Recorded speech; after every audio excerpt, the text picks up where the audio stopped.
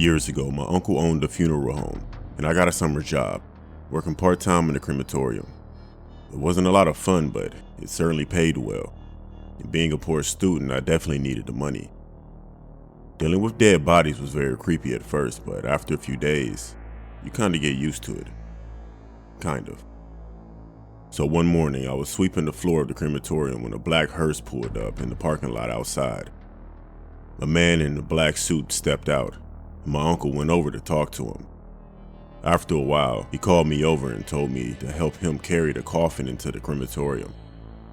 I thought it was strange because usually they brought the coffins into the funeral home next door first, but I didn't ask questions.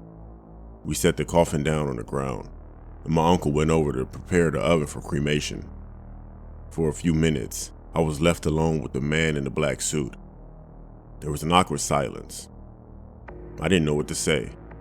I assumed that it was the relative who had just died who was lying in the coffin, but he didn't seem at all upset. When the oven was ready, my uncle and I picked up the coffin and brought it over to the metal bench. We took off the top of the casket. I saw the corpse inside was a man who looked to be about 30 years old. Usually, the dead bodies were very pale, but this one looked pink in the face. My uncle stoked the fire, then pressed a button to start the conveyor belt. The coffin was moved slowly into the oven, and it was all the way inside. My uncle closed the door, and I just stood around, waiting. It usually took an hour before everything was burnt and reduced to ashes. After that, I would have to collect the ashes and put them in an urn, so they could be given to the family. My uncle and the man in the black suit went into the funeral home next door. I assumed they were filling out the usual paperwork, so I was left alone in the crematorium to continue sweeping up. After about 10 minutes, I heard a strange noise coming from the oven. It was like a faint knocking sound. At first, I thought it was my imagination, but then it grew into a loud banging. I tried to tell myself that it was just the metal warping from the heat. It was the unmistakable sound of someone frantically banging on something, desperately trying to get out. A chill went down my spine and the brush fell from my hands. I was sure the man inside was still alive. Terrified, I ran into the funeral home and, shaking uncontrollably, I told my uncle what I had heard. Leading them back into the crematorium, I told them to listen. "I don't hear anything," said my uncle. "Me neither," said the man in the black suit. I looked at them, shocked and stunned. I even began to doubt my own sanity. My uncle and the man in the black suit shrugged their shoulders and went back to the funeral home. I just stood in the middle of the crematorium, listening intently, collected the ashes from the tray underneath and poured them into an urn.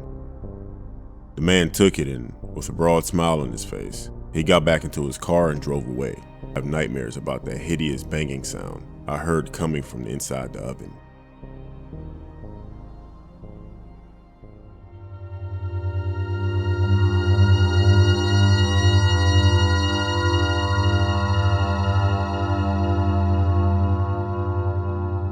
This is something that happened to me and I still can't explain it.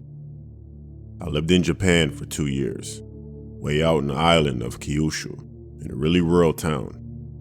I was teaching English there, and I lived in an apartment complex with 9 other English teachers and a handful of Japanese families. All of our apartments were 2-story townhouse style. My apartment was the newest of the bunch. Before me, there had been another English teacher who had lived there for 2 years. But before her, as far as I had been told, the apartment had been empty. I first moved in the beginning of August, which is brutally hot and humid in Japan. It's so humid that the wallpaper in your apartment gets wet and then it starts to curl up. The only air conditioning is the apartment was downstairs and the bedrooms were upstairs. It was truly unpleasant and I ended up having to sleep downstairs to avoid the sweltering heat in my bedroom. And this is how everything started. One day I came home from school to find my back door wide open. It was a sliding glass door, and before I left for school, I had secured the bolt to it. I had locked the front door as well. At first I thought maybe someone had broken in, but nothing had been taken and not a single thing was out of place.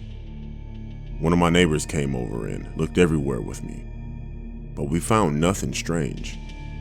At the time, I thought it was no big deal.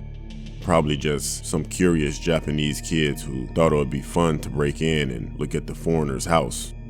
That night I was downstairs and I lay down on my futon to go to sleep, and all of a sudden, I heard footsteps upstairs. At first it sounded like someone pacing back and forth between the two bedrooms, and then they suddenly stopped. At this point I was lying on my futon, shaking and holding my breath. I was terrified that whoever broke in earlier had managed to hide upstairs in the crawl space, and after about a minute of silence, I heard an incredibly loud bang, as though something huge and heavy had just fallen and hit the floor above me. I ran out of my apartment and I went to my neighbor's house. I convinced my neighbor to come back with me, and we searched upstairs, but we found nothing. This continued to happen every night like clockwork. One night, I was at the local bar with one of the other English teachers. He had been living there for 5 years. I started telling him about the strange things that kept happening every night and how I hadn't been able to sleep because of it. "Well, there's a reason for that," he said. "Before you, there was another teacher in that apartment. But before her, the apartment was empty. Nobody would live in there because a woman hung herself upstairs. They thought the place was cursed. So it was empty until the Board of Education decided to rent it out to foreign teachers." At the time, I thought he was just making things up to try to scare me, but one day, I asked my boss about it. He immediately turned white and said the other teachers shouldn't have been telling me things like that. I tried to press him for more information, but he would neither confirm nor deny. One day while cleaning my apartment, I noticed that something was on the underside of the windowsill. Someone had carved the words, "Try to smile," in Japanese about 10 times. When I saw that, I think my blood literally ran cold. I still don't know exactly what happened in that apartment, but every night during the summer, until I would start sleeping upstairs again, those same noises would happen without fail.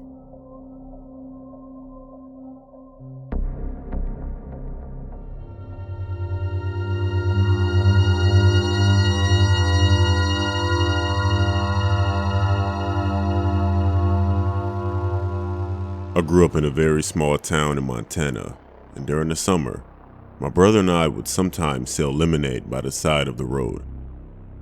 We didn't make a lot of money, but we did have fun selling lemonade to people who were passing by.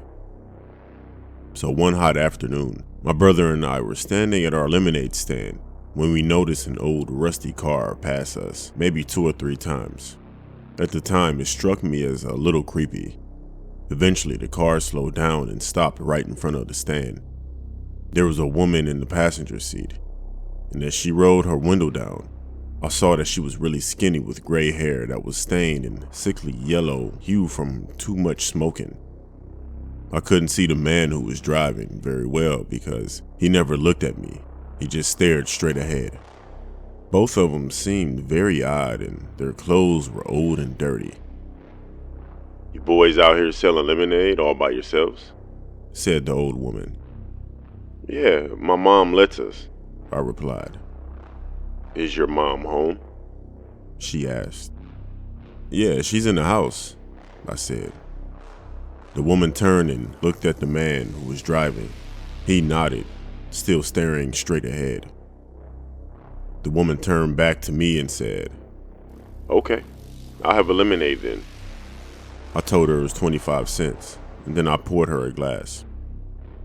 She rummaged around in her purse and I can hear the coins clinking. Then she pulled out a $5 bill and held it out to me. A chill went down my spine. Why was she handing me a $5 bill if she had coins in her purse? Something just didn't feel right. So I told the lady that I didn't have any change. I lied. "You can keep the change. Just come and take the $5 bill." Something felt very wrong, but $5 is a lot of money to a kid. I walked up to the car and I reached out to take the $5 from her hand. As soon as my fingers touched it, the woman suddenly grabbed me by my wrist and began pulling me into the car. I screamed my lungs out and my brother ran into the house yelling for help. The man floored the accelerator and the car lurched forward. I fought with all my might and managed to wrench myself free from her grasp.